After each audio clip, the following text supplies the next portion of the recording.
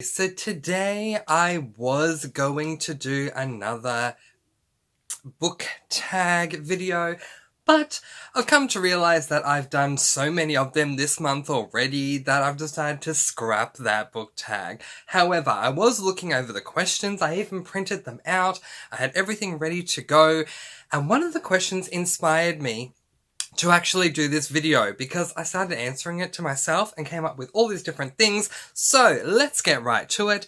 These are the top 10 things I don't like about Booktube. So I want to start this video off by saying that these are just my thoughts. You may disagree with me and that's totally fine.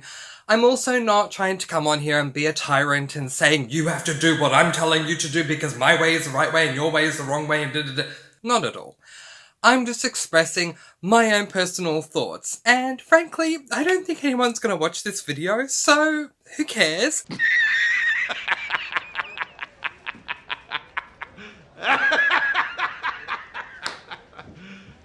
You serious? Coming in at number 10, intros to videos. Oh, I just don't think they're necessary. No.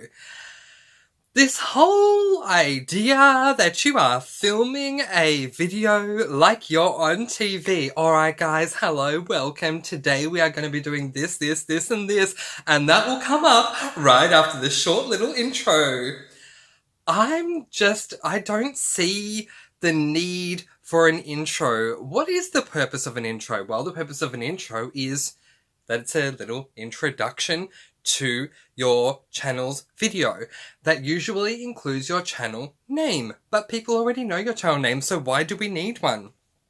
This is just my own personal opinion. I know of booktubers who have done this well. I know of booktubers who don't do this well, but overall it's just my opinion that you could save time in your video by not including an intro. Coming in at number 9. Booktubers talking about the pressure to read.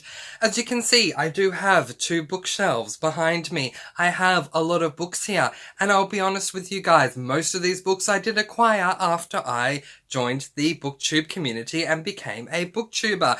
But the idea that Booktube pressures its booktubers to read to me, just to me, is an insane notion.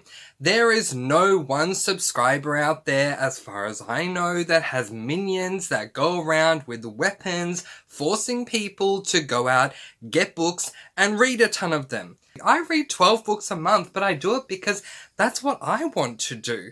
I have my own personal goals, and reading 12 books a month helps me to keep to these goals, but you don't have to. You can read 1 book a month, or you can read no books that month. Coming in at number 8. Organising any type of buddy read days into the month. Okay, so I'm going to try and be as short and sweet about this as I can. But as someone who is a booktuber who loves making TBR videos, I know for me, for this to work, and for the fact that most of the time I don't have the books on me that I'm going to read each month. So if you do, you're different to me. I need to order my books, whether it is through a library or through a bookstore, however I'm going to do it, because I always read the physical version. I need to order my books in advance so that I can have these books on me prior to going into the next month. When I have my books on me, my set TBR a week before the end of the month, and then on the last day of the month, I film my TBR, and then about 5, 6 or 7 days into the new month, once I've already set my TBR and my schedule of how I'm going to go about ensuring that I read all the 12 books that I've already assigned, to then have any type of book club saying, this month we're gonna buddy read this book, would you like to join us? It really grinds my gears because I don't feel like there's any appreciation on those who organize their TBRs before the month is over. This gives more than enough time for us to go and get the books we want to read, and I think it's something that others should be adhering to. Number 7, pleading potential subscribers to like, subscribe, hit the bell, hit all those notifications. Seriously, To me, this is such a turn-off. Now, there are some people who do it well. I don't mind those who are genuinely making a point saying, look, if you enjoyed this video, I would like it if you could like or subscribe because it really does help my channel. So if you want to, please leave a like. That would be nice. I don't mind that. But the whole fabricated routine of, if you like this video, don't forget to subscribe and like and follow me on Twitter and Facebook and Instagram. And my links are here, and here. If potential subscribers, and certainly this is me coming from my perspective, I watch a lot of Booktube. If I'm going to like and subscribe your video, it's because I'm going to do that because that's what I want to do and not because you're telling me to do it. Sometimes I will like a video way before I get to the end. But if I'm planning on commenting on your video at the end or liking your video by the end of the video, but then right at the end you're saying, if you like this, like and subscribe and follow me on Facebook and Instagram and Twitter and da-da-da. It's a real turn-off to me. Coming in at number 6, we have not doing a TBR because you don't read 12 books a month. Okay, alright, let's talk. One of my favourite things, one of the things I love about Booktube is TBRs. I love watching these videos because not only could it potentially show me some books that I've never heard of before, but you are inviting me to virtually come into your home, into your recording studio to show me what you plan to read that month. I think this is such a beautiful thing, and I don't know why more people don't do TBRs, but then I found out one of the reasons why people Booktubers don't tend to do TBRs is because they're embarrassed that they have a smaller TBR than the big Booktubers. I don't think this should be an issue. I read 12 books a month. Yes, I do. Do I do it because of Implied Booktube pressure? No, I don't. I do it because this is part of my goal. I have a goal for a certain amount of books that I want to read by the end of the year. In order to be able to do that, mathematically, I need to read a certain amount of books per month. That's just the way that it goes. And I'm comfortable reading these 12 books. And if I'm not, I will let you know and I will change that. But if you are reading 7 books a month, if you're reading 3 books a month, heck, if you're reading 1 book a month, I still think you should do a TBR. And you don't need to apologize. You don't need to come onto your video and say, hey guys, look, before we start this, I just want to say I am so very sorry, but I don't have 12 books on my TBR this month. I only have 2 and I just feel so guilty. You don't need to do that. If you only have 2 books or 1 book on your TBR, that's still a TBR. It is 1 or 2 books that you plan on reading by the end of the month. Why not make a video about it? I would love to watch it. I just don't understand it. So again, this also falls directly in the face, goes directly with the point I was making earlier, which is implied Booktube pressure. I don't believe it exists. I think this is just something that people think exists. If you want to do a TBR of just 1 book that you're reading that month, please do it because I want to know the book that you're reading that month. And I don't have Twitter or Instagram, and so Booktube's the only way that I'll know. So please just say, this month I plan to read 1 book, and that 1 book is this book, and talk a little bit about your thoughts going into that book. This book is by so-and-so, and if you want to say the age rating, if you want to say the genre, feel free to. If you don't want to, that's totally fine. The little I know about this book is da-da-da-da. Or if you don't know anything, make a point of that. I actually don't know anything about this book, but I want to go in blind. I'm really excited to see how I'm going to go with this book. Coming in at number 5 is the insistence that an ebook or an audiobook is not reading. To those who say this, get over it. Shush. Enough. No one wants to hear it anymore because not only is it not a valid point to make, but it is such an incredibly massive put down to anyone who does experience books these ways because it's the only way that they can experience a book. So enough, stop, let's don't do this anymore.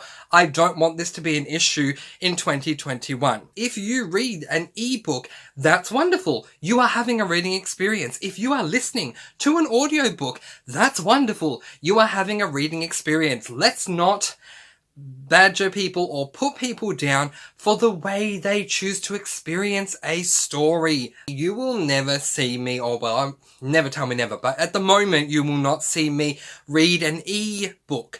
The reason for this is because my eyes are painfully sensitive to unnatural lighting. So the light of a phone, looking at it and reading off my phone with the light on my phone for a couple of hours a day is going to be really tough for me to do because of my eyes. So I'm not going to do that. There are people out there who may not want to read a physical book, or maybe they can't afford to read a physical book, or maybe their library doesn't have that book, or maybe they just don't even want to join the library. Leave these people alone, okay? At the end of the day, we are here on Booktube to talk about our reading experiences in our own way, shape, or form. Coming in at number 4, the idea that Booktube videos need to be 10 minutes or less. I completely disagree with this idea, and I don't get why this is such a big deal. I do understand that apparently, statistically, Booktube viewers, or YouTube viewers in general, don't want to watch a video that's over 10 minutes because they get bored, get easily distracted, it's way too long, and maybe I just live in a little space on my own that no one else knows about, but I have a method and I'd like to introduce you to it.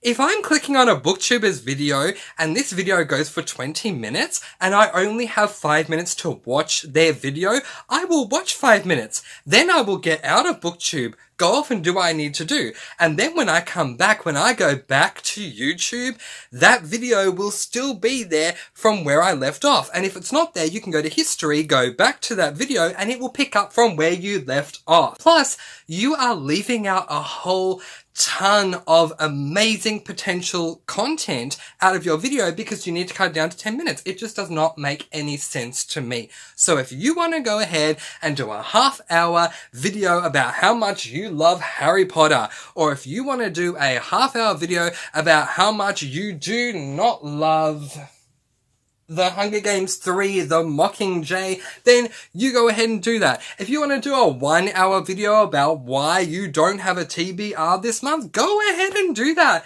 Gosh knows it probably would be amazing. The idea that we need to limit ourselves as creators to a 10-minute video, it just doesn't make any sense to me whatsoever. And quite frankly, to those who do limit their videos to 10 minutes each video, and if I love you as a Booktube creator, or a YouTube creator really in general, but we'll stick to Booktube. If I love you as a Booktube creator and you're doing a less than 10-minute video, I'm probably thinking, oh no, I don't want this to end. I want more. Why are you stopping? You were doing so well. So to me, it just doesn't make sense. Plus, if you haven't noticed, look down there. This video is already gone for at least 16 minutes. And I'm not going to cut this down to 10 because there's an implied rule that it needs to be less than 10. Why? Comment below and let me know why this is the case. I don't get it. Coming in at number 3, Booktubers that are not being authentic. I understand that, especially particularly with new Booktubers, if you're very nervous coming in front of a camera and talking to everyone, I get that things are going to happen if you're nervous. I do. You might laugh and go, hi, my name is Joe and I'm starting my Booktube. That's fine. I think that's adorable. If you're nervous, that's fine. But there are Booktubers that aren't authentic, and it is so easy to see. They'll start off their videos saying, hi guys, my name is so-and-so, and today I'm going to be talking about this book. And then suddenly they'll go, yes, because this book is amazing, ooh! And they just put all these bells and whistles into things that we really don't need. Now again, you do you, boo. I'm just saying my side of things and what I don't like. But I just feel that there are Booktubers out there who go over the top because, I don't know, they think that their audience, or, their viewers their subscribers, whatever you want to call it, want to see them go over the top. And there's really no need for it. Now let's talk about if you're going to do a rant review on a book. If you come in, I mean, I've always thought this about news anchors, honestly. You know those news anchors who will sit there and say, today we are going to talk about how someone died. And it was really sad, wasn't it, Karen? Yes, John, it really was. And they're smiling the whole time. It's completely inauthentic. It's the same thing with any type of YouTube video or any type of Booktube video where if you want to do a rant review on a book and you're smiling, like, I did not like this book. What are you doing? I'd much rather you say, you know what, guys, this book was crap. I don't know why I finished this book. It completely let me down. Get angry. I don't mind you being emotional, but going over the top just for the sake of going over the top is not something that I like. Honestly, you can put anything on either side of that sentence, but any time that the words for the sake of comes up, I'm not a fan of it. Doing something just for the sake of doing it, there's no need. A really wonderful editor once told me, if it's not relevant, why is it there? Coming in at number 2, bookshelf tours that take forever. Okay, again, my own personal opinion. You may disagree, that's totally fine. You may do things this way, and that's totally fine for you if that's what you want to do. But for me, I love your standard bookshelf tour videos where you give a very quick introduction and say, hi guys, let's do a bookshelf tour. And then you're literally going bang, bang, bang, bang, bang, and showing the books really quickly.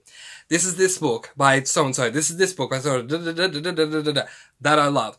But the idea of doing a bookshelf video and going, okay, so the first book that we are going to talk about today is this book. And then 1 hour later, you're showing the 20th book that you have on your bookshelf. It's just not something that I love. This is just a personal thing. I much prefer the very quick, short, sharp. Guys, I have 600 books to show you today. I don't own 600 books personally, but those who do. I have 600 books to show you today, and I'm going to be able to show them to you in 20 minutes because I'm literally going to say, show you the cover, give you the author's name and give you the book name and the end. Or the other way around, give you the book name and the author's name and the end. This is Harry Potter and the Philosopher's Stone by J.K. Rowling. This is Chamber of Secrets by J.K. Rowling. I'd much rather it be very, very, very quick. There are things I love about Booktube bookshelf tours, but I'll discuss that in my next video when I do the top 10 things I love about Booktube. But now it is time to get on to number 1. The number 1 thing that grinds my gears. Coming in at number 1 out of all the top 10 things I don't like about Booktube is anything unrelated to the topic that you are discussing or that you have advertised that you are discussing, little disclaimer here, outside of reading vlogs, because I do understand that that is very different. I'm going to tell you a very quick little story. A couple of nights ago, I'm watching Booktube, and there's a Booktuber on there. I hope I don't say enough identifiable information for you to find out who this is, and if you know that it's you, maybe your subscribers love this. Again, it's just my opinion, but there's a Booktuber there who is going to do a Booktube tag. Now, for most of us, when we do reading tags, we'll start off the video with our own little verbal intro, not edited intro, but verbal intro of, for me, it's like, okay, today I am, or so today I am, or whatever. Then there are others who will say, hey guys, it's insert name here, and today we're doing this, whatever your intro is, that's fine. And then after about 30 seconds, the absolute most, you're gonna jump into that tag, or that review, or that TBR, or that wrap-up, or that book haul, or whatever it is. This particular Booktuber said, hey guys, today we are doing the whatever it was, so-and-so book tag, and yeah, so let's get to it. Then she proceeded to spend 10 minutes. I'm not kidding. I actually sat through the whole 10 minutes, so I know it was 10. She spent 10 minutes showing us makeup products, trying to put some of them on and then realizing that she didn't want to, then putting on a face mask because she wanted to put on the face mask for the video, but then the face mask kept falling, so she had to adjust the face mask before finally 10 minutes into the video saying, okay, now let's do this book tag. And of course my reaction was, yeah, no. And I just quickly clicked away from it because it's just incredibly frustrating. Now, some of you out there are probably going to choose a video, whether it's Booktube or YouTube in general, based on the thumbnail. I'm not. I choose my video, whether it's YouTube or Booktube, based on the title. I look at the titles. And if the title says, Letters to the Lost Book Review, I'm going to be very intrigued because this is one of the most underrated books in my opinion, and I love this book a lot, so I'm going to click on that. But if I click on that video and it says Letters to the Lost Book Review, and you spend 10 minutes telling me about your day or makeup or how wonderful coffee is, then that is going to really upset me because all I can think, insert Terry here, just get to the point. And I've got to those moments myself, especially with this makeup person who is not a makeup person. There's nowhere does it say she has anything to do with makeup. Even in her about section, it's just about books. And I'm just sitting there thinking, how long do you need to take talking about something that has absolutely nothing to do with this video?